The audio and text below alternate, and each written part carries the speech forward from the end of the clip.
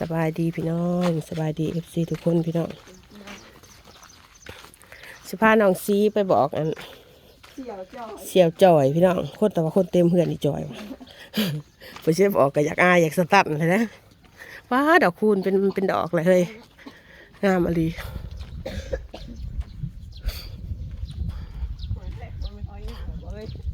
ซอยยังให้คนกันย่างสิมึงอย่าพากูอายหนากูได้นาผู้ปันได้ได้คนหลายๆกูก็อยากอายคือกันได้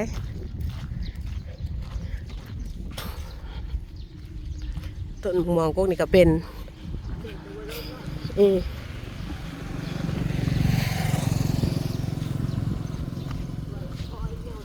อ้ยังสิถอยสิแท้ยังโอ้ยอีสีนี่พากูอายถ้ากับคนคือกันแล้วมึงสิพากูอายเห็นเดี๋ยวนี้อีกอย่าง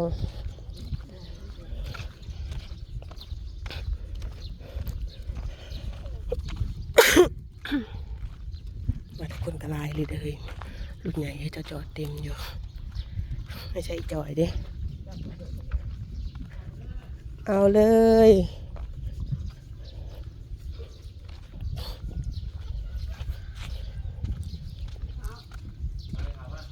เอาเลยอีจอยไม่ใช่แหละนางออนมาเฮ้ยบ่ได้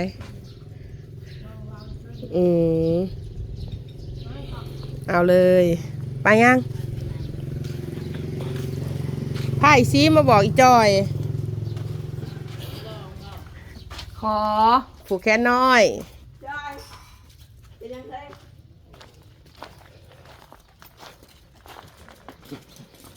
นางโลกข้างแหน่เว้ย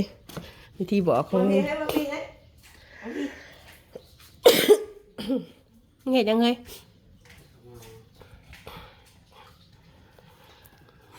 มานั่งดิเฮ้ยเสี่ยวมาบอกเนี่ย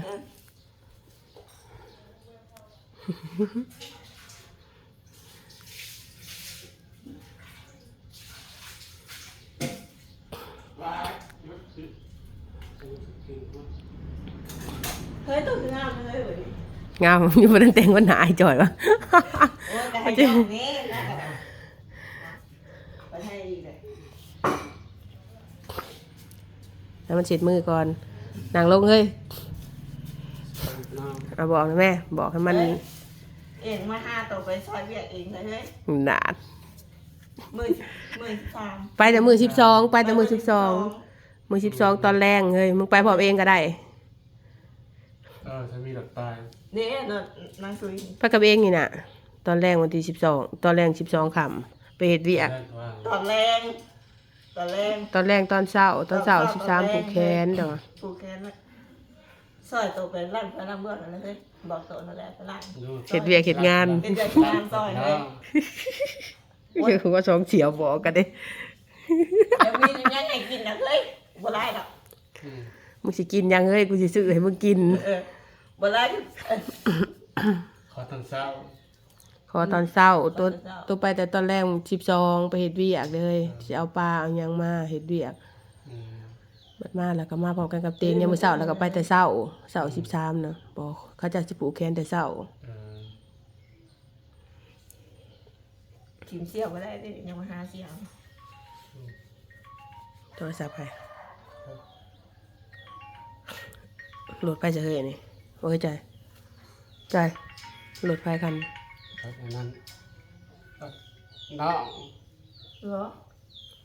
เข้ามาตรงเตะเลยมันก็ไปบนนั่งตุ๊กนะมึงเห็นหน้าเขาปุ่นมาเลยนะเดือนจอย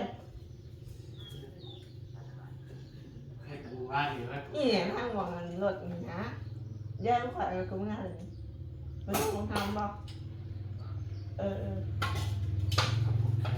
แกนยายการบดหลอกโบราณแบบออกจากนอกมาเลยผูกมือได้นะกูว่าเขาว่าโอ้สุกาเนี่ยกูอักขระสุกาหน่อยโอ้ผูกปีใหม่น้องมาผูกแขนให้เราอยู่ดีมีแห้งแต่ว่าบริบอกคนไรนะอัตพี่น้องเข้าใจไปการทำเป็นนึกไว้เขาคอเดี๋ยวเขาไปอีซีว่าเขามาคอมึงวันนี่นะนอกมาแต่อีกนึงมา มาตรงเทะตรงบ้านสิ ไพ่ผู้หนึ่งนะเอื้อยยังผู้หนึ่งนะ เมียนั้นเมียเนาะ โอ้ รักไปเองนะ น้องไผ่ตัวบ่ รถนี่รถน้องไผ่ใช่ไหม ปัจจุบันกับเมียกับผัวนะฮะ โอ้มาผูกแขนให้แม่ผูกแขนก่อนสงกรานต์พี่น้องปกติเขาเจ้าสิผูกช่วงสงกรานต์แต่ว่าเขาจะมาผูกก่อนผูกให้ไม่เฒ่า เจ้าขมาเลยประมาณ10 มื้อเลยนะ เฮ้ยสิฮอดนางอีกหาฮู้มื้อเท่าน่ะสงกรานต์ แม่ น่ะ อีหามือมือ ผู้รักก็สุการผู้ได้ มือ13ก็แม่นะ เขาอยู่ที่สัตว์ชีวิตก็ลงไปแล้ว นางออนก็ขึ้นมาเมื่อวานนี้บ่ ขึ้นมาแล้วก็ไปอีก อยากมาเลยมาก็ปีน กูก็นึกว่าไผสิออกมาเต็มเฮือนอีซีกับกูจนบ่อยากกล้าย่างเข้ามา เต็ม นึกว่าอันนั้นว่า มาถึงเทพบอก ไว้ ว่า ซีเปล่า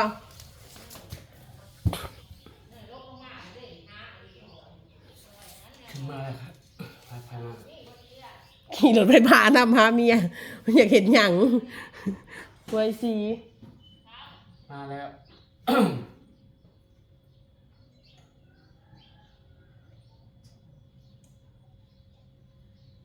กูแค่หน่อยแล้วก็กินข้าวบ่เฮ้ย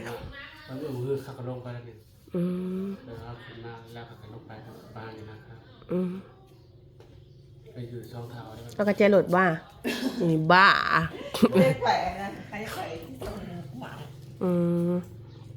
ขึ้นมาแล้วก็ลงไป ผูกแขนปีใหม่อันนี้พี่น้องผูกแขนในแม่อยู่ดีไม่แห้ง ขึ้นมาลำ มึงได้สโตนนั่นได้แต่มึงได้ผูกนั่นมึงได้ยังผูกนั่นตอนนั้น ไผสิเอามันยังบ่มีผู้บ่าวหามัน เล่นไปเรื่อย เดี๋ยวไปได้ เขาขึ้นมานะเขาขึ้นมาเบียดแล้วเขาลงไป ไผ ไปแล้วเนี่ยไปแล้วปูรับไปแล้วแต่มันต้องหอมปีนี้แล้วก็ขึ้นมาแบบท่านหันนะขึ้นมาปีนี้หน้าจะขึ้นมากเราขึ้นมาให้ปีนี้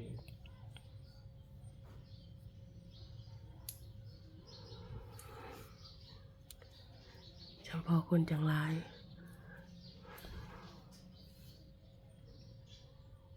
มันก็ลืมเลยเฮ้ยไปแต่12เนี่ยมื้อแรงแต่เองสิโทรเอาประเองสิไปมื้ออื่นเช้า13น่ะไปแต่เช้าเลยไปบ่แต่เช้าแล้วแต่เลิกไปแต่พร้อมเตงพุ่นแหล้ว สร้างมันต้องมาหรอกไงมึงอยากเห็นยังก็เห็นโลดกูซ้ายหายยุ่ง แต่สวยไปแล้วจะสบาย โต มึงอยากปล่อยบ่เฮ้ยสวยนะ ว่าไม่น่าเห็นว่ามันจะร้านต่อกันนะ นางถั่วเฮ็ดกินเลย สีน้ำเป็นออกของไปกินดองเนาะ แต่กูสิซื้อให้มึงอันล่างหนึ่งเด้อเฮ้ยมึงหนังกินอยู่ เขาจะเพิ่งเปลี่ยนหมู่บ้านปันได มึงมักยังเซย ไม่ ทอมหาเอ้ยไฟสิต้มเด้ บอกผมเองเปลี่ยนกินละเบียร์ผมมือเก่าว่าเบียร์เนี่ยบริยาสนับแล้วนะซัมเบียร์เนี่ยบริยาเป็นอะไรมีสนับเอามาให้ชิบละถ้าเอามากับเบิดชิบละหาละกันทั้งเบิดซัมเบียร์เนี่ยบริยาเป็นอะไรว่าแต่ว่าเขากินได้เบียร์แต่ว่าเคยมาเคยอย่างนะแต่เขาเคยกินอย่างนั้น สำน้ำเปล่าเว้ย กินแบบไม่ใช่น้ำแข็งน้ำข้มกิน บ่ ได้ ได้เสียวคำมันเสียวได้บอกได้บอกต้องงานเลย สบาย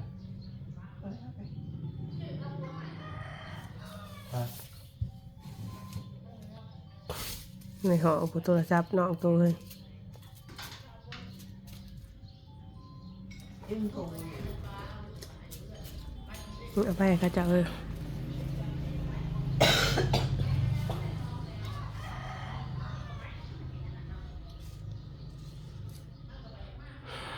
ที่สอนยังเขียดเมื่อคืนเป็นยังเขียดมาคอยออก มันคือจะหอนอยู่เมื่อคืนนี่ ไปเมื่อคืนมาแต่8 โมง ตัวลูกมางานเขา อาให้น้องแค่นั้นจ้ะกินข้าวอะไร กินแล้วกินก่อน เพื่อนเพื่อนกินเติมมากเก็บหายเก็บหนีเพื่อนกินทั้งข่าวเลย ไอ้สิตามมาหุงกินเองยังมันกินด้วยกัน เยอะออกไปว่าเห็นนั่นเห็นนี่กับปาปวด ม้ากุณตาสิออกนะเขาครบมัน มาทาง แป๊บซี่นะค้ากับฮัก มาทางนั้นมันแบบประหารนะมาปาเทือนเก็บตังกระยาจุดนี้ มันก็แปลนไว้เฮ้ยมึงเมียนเก่งขนาดนะอย่าคือบ่ได้มีหยังเกิดขึ้นนี่ก็นึกว่านอกมาซุ่มนุ่มบ่ได้ผูกแขนได้ตัวเก็บตัวเมียนแล้วมันก็แปลน มือคนนี้แล้ว มื้ออื่นมื้ออื่นเขาก็หนีแหละ เขามาอยู่นะเขามันนั้นยายคืนหนึ่งเมื่อแล้ว อืม คนนี้ลงเทะ อืม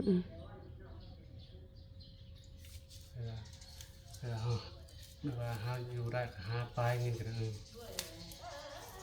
โทรมันนั่นเติมยาว มึงอย่าตัดมันเลย ตาไปเลย ประชาผมอยู่เด่น มึงอย่าตัดเด้อบัดนี้ปลายมันยาวเลย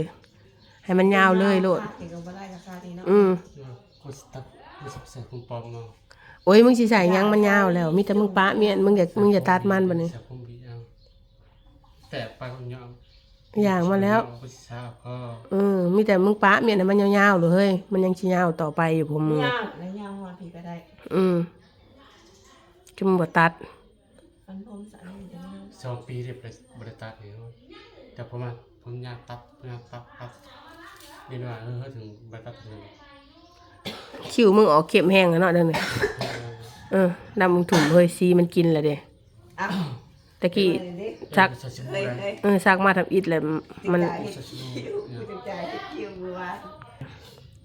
มันอันนั้นแหละมึงสิเพจมันนี่ครับคิวอีจ่อยมันบ่มีมันมันบ่มีคิว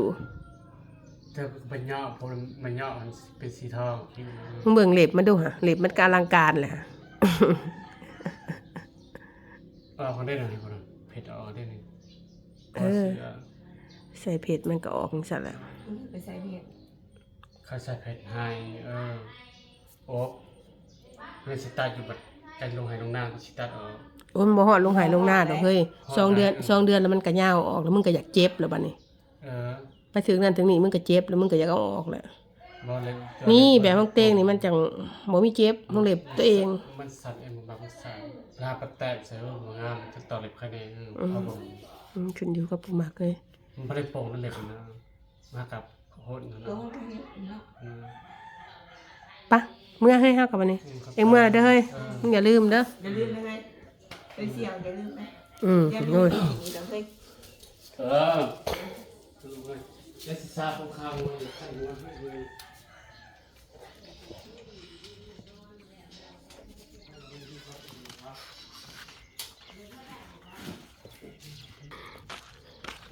อย่างไว้สิ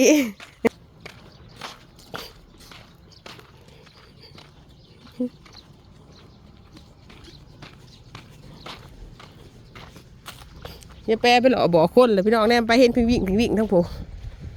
เรียบร้อยนะให้ภารกิจบอกเสี่ยวมึงยังได้เสี่ยวผู้หนึ่งบ่เหลือเสี่ยวคำบ่ อยู่เที่ยวข้ามมันอยู่ที่ไหนเลย จักแล้วมึงกับผู้คำมันก็บ่ได้หมักอยู่เพื่อนนะมึงไปก็เองก็ได้เฮ้ยรอบคำมันอย่างสิพ่ออีกคำรอบ4 โมงนะพ่อถ้ามึงไปกลางเวียงกลางเว้นมึงบ่เห็นมันแน่นอน บ่เห็น มันบ่ได้หมักอยู่เพื่อนพอปันใดเอาสำนีเด้อพี่น้อง กูเลยเฮ้ยกูก็ว่าอยู่แค่ไหนเฮ้ย